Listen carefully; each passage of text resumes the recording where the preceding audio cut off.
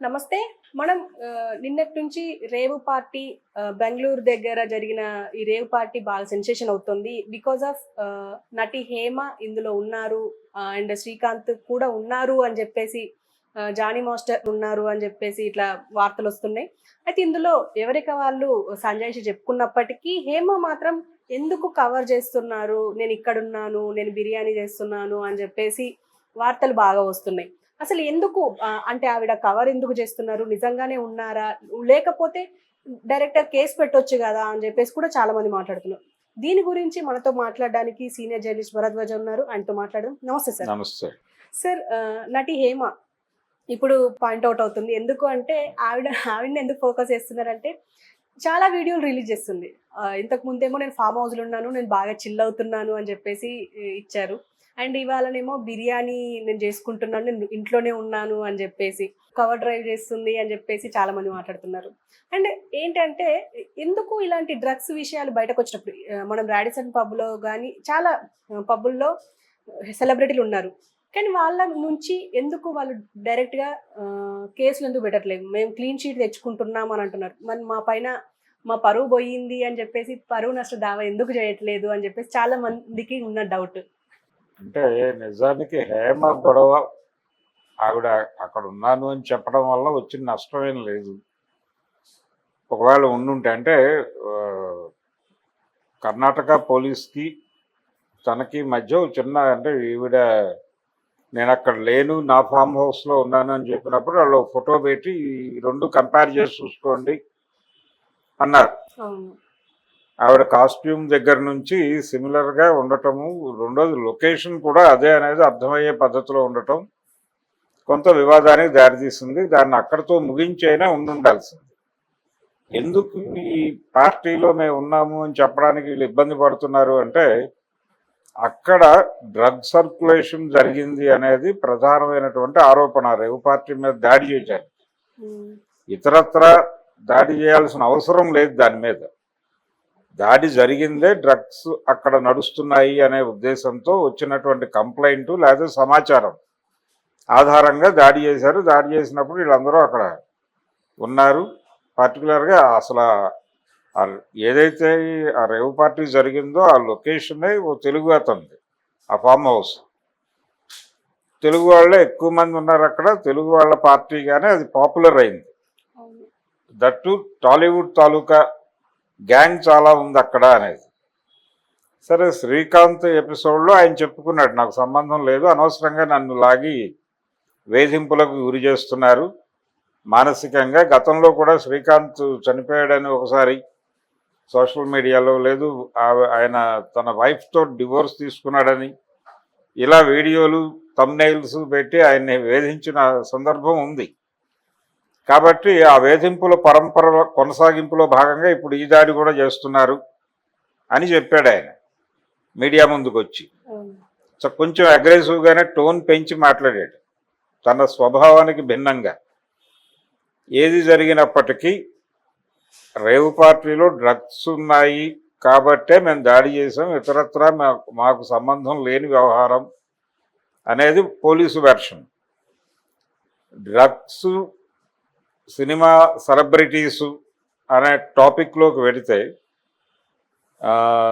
Radisson పబ్లో జరిగినటువంటి దాడులు కావచ్చు, తర్వాత ఈ మధ్య రీసెంట్గా జరిగినటువంటి రాడిసన్ మీదే జరిగిన ఇంకో దాడిలో పాపులర్ డైరెక్టర్ క్రిష్ కూడా ఉన్నాడు, దొరికాడని చెప్పి మాట్లాడారు. అంతకుముందు ఈ డ్రగ్స్ కేసుల్లో పూరి జగన్నాథ్, రవితేజ ఇలా చాలామంది, రవితేజ బ్రదర్స్ వీళ్ళందరూ ఉన్నారనేది చాలా పెద్ద లిస్టు, చార్మి కౌర్తో సహా చాలా పెద్ద లిస్ట్ వచ్చింది.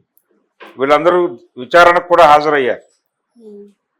ఇదే పద్ధతిలో ఒక ప్రొడ్యూసర్ అరెస్ట్ అయ్యాడు ఒక 1 year బ్యాక్ ఈ డ్రగ్స్ రాకెట్లోనే.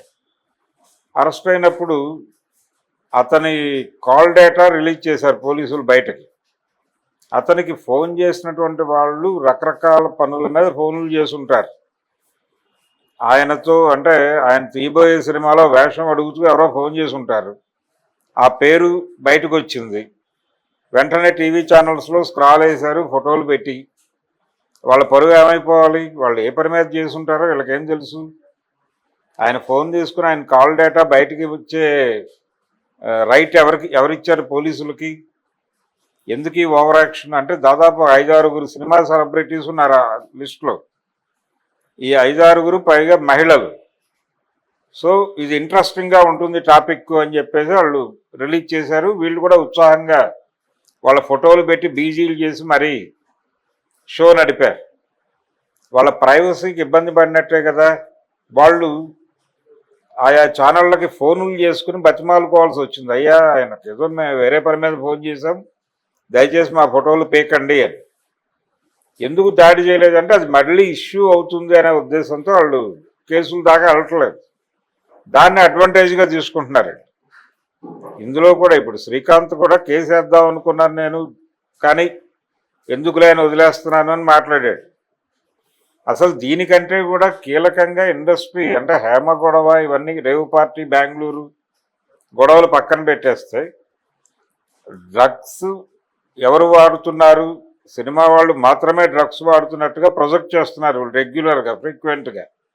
రాడిసన్ పబ్లోను జరిగిన ఇన్సిడెంట్ అదే, అంతకుముందు ఈ చౌదరి ప్రొడ్యూసర్ని అరెస్ట్ చేసినప్పుడు జరిగిన గొడవ అదే. అంటే వీళ్ళు నెమ్మదిగా సమాజంలో కొన్ని అభిప్రాయాలు స్థిరపరిచే ప్రయత్నాలు చేస్తున్నారు. డ్రగ్స్ అనేవి నైజీరియన్స్ మాత్రమే పట్టుకొస్తారు, వాళ్ళే సర్క్యులేట్ చేస్తారు. డ్రగ్స్ సినిమా వాళ్ళు మాత్రమే వాడతారు, మిగిలిన వాళ్ళు ఎవరు వాడరు. వాడితే గీడితే కాలేజీలు స్కూళ్ళ వాళ్ళు వాడతారు, పిల్లలు వాడతారు. పిల్లలు సినిమా వాళ్ళు తప్ప ఇంకెవరు డ్రగ్స్ తీసుకోరు. అలాగే డ్రగ్స్ నైజీరియన్స్ మాత్రమే సరఫరా చేస్తారు. దీన్ని ప్రజల మనసుల్లో ఇంకేలాగా చెప్పడం కోసం ఈ ప్రయత్నాలన్నీ చేస్తున్నారనేది వాస్తవం. రాజకీయాల్లో డ్రగ్స్ వాడే నాయకులు లేరా? ప్రెజర్స్ ఉన్నాయి కదా, అక్కడ కూడా ప్రెజర్స్ ఉన్నాయి, వాళ్ళు డ్రగ్స్ తీసుకుంటారు. సెక్రటేరియట్లో కూడా డ్రగ్ సర్క్యులేషన్ ఉంటుంది, ఎనీ సెక్రటేరియట్. ప్రతి పొలిటికల్ పార్టీలోనూ పొలిటికల్ లీడర్స్లోనూ డ్రగ్స్ తీసుకునే వాళ్ళ సంఖ్య బాగానే ఉంది, అపరిమితంగానే ఉంది, పరిమితంగా కాదు. కానీ వాళ్ళు ఎప్పుడూ ట్రేస్ అవ్వరు, దొరకరు. వాళ్ళకు ఉండేటువంటి ఇన్ఫ్లుయెన్స్లు వాళ్ళకు ఉంటాయి. అలాగే అసలు ఒక సమాజంలో, ఒక రాష్ట్రంలో, లేదు ఒక ఊళ్ళో డ్రగ్ సర్క్యులేషన్ నడుస్తోంది అంటే అది లోకల్ పొలిటీషియన్స్ తెలియకుండా జరిగే ఛాన్స్ లేదు. ఎందుకంటే తప్పనిసరిగా ఈ దేశంలో డ్రగ్ బిజినెస్ చేస్తున్నటువంటి పార్టీల్లో భారతీయ జనతా పార్టీ ప్రముఖమైంది. చాలా స్పష్టంగా వాళ్ళు అంటే ఈ దేశంలోకి ఏ సరుకు రావాలన్నా ఏ సరుకు పోవాలన్నా పోర్ట్లు ఎయిర్పోర్ట్లు వాళ్ళ కంట్రోల్లోనే ఉన్నాయి కాబట్టి వాళ్ళకే ఆ ఛాన్స్ ఉంది. ఈ మధ్య మణిపూర్ గొడవలు జరిగినప్పుడు మణిపూర్ గొడవలు జరగటానికి కారణం అక్కడ ఏదో అటవీ నుంచి ఆదివాసీలను వెకేట్ చేయించి ఆ అటవీ సంపదని రాబరీ చేయటం కోసం జరిగినటువంటి దాడులు అనే మాట బలంగా వినిపించింది. కానీ అదే నేపథ్యంలో అక్కడే ఒక డ్రగ్ కారిడార్ ఉంది. ఆ డ్రగ్ కారిడార్ మీద అధికారం సంపాదించడం కోసం కూడా మణిపూర్లో అగ్గి రాజేశారు. సో డ్రగ్ బిజినెస్లో భారతీయ జనతా పార్టీ రోల్ ఏంటి అనేది ఎవరు మాట్లాడరు. ఆంధ్రప్రదేశ్లో ఆ మధ్య 5-6 కంటైనర్ల డ్రగ్స్ దొరికినాయన్నారు. తర్వాత ఫాలో అప్ న్యూస్ లేదు. మరి అవి పోర్ట్లోంచి బయటకు రావడానికి ఏ రాజకీయ నాయకులు ఎలా సహకరించారు, అవి హైదరాబాద్ రాడిసన్ పబ్ దాకా ఎలా వచ్చినాయి, ఈ మొత్తం ప్రయాణంలో ఆ రాష్ట్ర మంత్రులు ఈ రాష్ట్ర మంత్రులు ప్రమేయం ఏ మేరకు ఉంది, వీటి గురించి ఎవరు మాట్లాడరు అసలు. కాబట్టి ఇండస్ట్రీ ఈ రేవ్ పార్టీ ఎపిసోడ్లో శ్రీకాంత్ ఆవేశపడటం కన్నా కూడా ఇమ్మీడియట్గా ఇండస్ట్రీ పెద్దల్ని సమావేశపరిచి ఎందుకు డ్రగ్ అనగానే సినిమా వాళ్ళ వైపు చూపిస్తున్నారు, ఎందుకు మా జీవితాలతో మమ్మల్ని మాత్రమే డ్రగ్స్తో లింక్ చేసి గొడవ చేస్తున్నారు అని ఒక గొడవ చేయాల్సినటువంటి అవసరం అయితే ఉంది. ఈ సందర్భంగా అయినా కనీసం ఒక ధమ్కీ ఇవ్వకపోతే ఇది టేక్ ఇట్ గ్రాంటెడ్గా వీళ్ళని ఇష్టం వచ్చినట్టు వాడేసే ప్రమాదం ఉంది. ఇప్పటికే వాళ్ళు దీన్ని ప్రమోట్ చేయడానికి, ప్రజల బుర్రల్లోకి ఎక్కించడానికి అన్ని విధాల ప్రయత్నాలు చేస్తున్నారు. దీన్ని సీరియస్గా అడ్డుకోకపోతే ఇండస్ట్రీ ఆత్మగౌరవానికి సంబంధించిన సమస్య, టాలీవుడ్ ఆత్మగౌరవ సమస్య. అందుకని శ్రీకాంత్ నేను చాలా బూతులు తిట్టాలనిపించింది కానీ నేను కంట్రోల్ చేసుకున్నాను అని మాట్లాడాడు. కానీ ఈ ఆవేశాన్ని అలాగే ఉంచుకుని ఆయన సినిమా పెద్దల్ని సమావేశపరిచి రాజకీయాలు డ్రగ్స్ కేవలం సినిమా వాళ్ళే డ్రగ్స్ వాడుతున్నారా, మిగిలిన ఏరియాల్లో డ్రగ్స్ సర్క్యులేషన్ లేదా, మిగిలిన రంగాల్లో ఉన్న వాళ్ళు ఎవరు డ్రగ్స్ వాడటం లేదా అనేది సీరియస్గా క్వశ్చన్ చేసి దయచేసి మా జీవితాలను రోడ్డును వేయకండి. అతను ఏదో ఒక వీడియో తీసి అది శ్రీకాంతే అని చెప్పేసి సర్క్యులేట్ చేశారు.